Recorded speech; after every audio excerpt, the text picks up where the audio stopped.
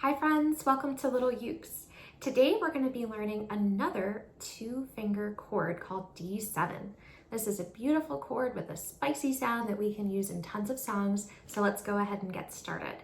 In my last video, I taught you the G6 chord using bunny ears, and I can link to that video in the description below. We're going to use the exact same bunny ears, but put them in a slightly different place on our uke to play the D7 chord.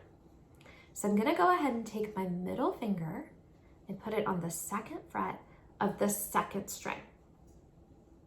Just like I did with G6, I'm going to then take my arm and start twisting, lifting my elbow, twist, twist. Now I can reach the second fret with my first finger as well.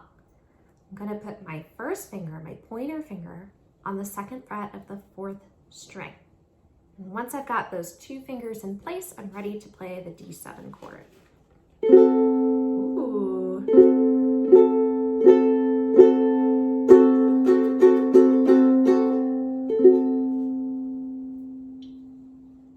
Great work, friends. I'm excited to teach you some more songs with two-finger chords coming up soon, and I can't wait to jam with you again. Happy practicing.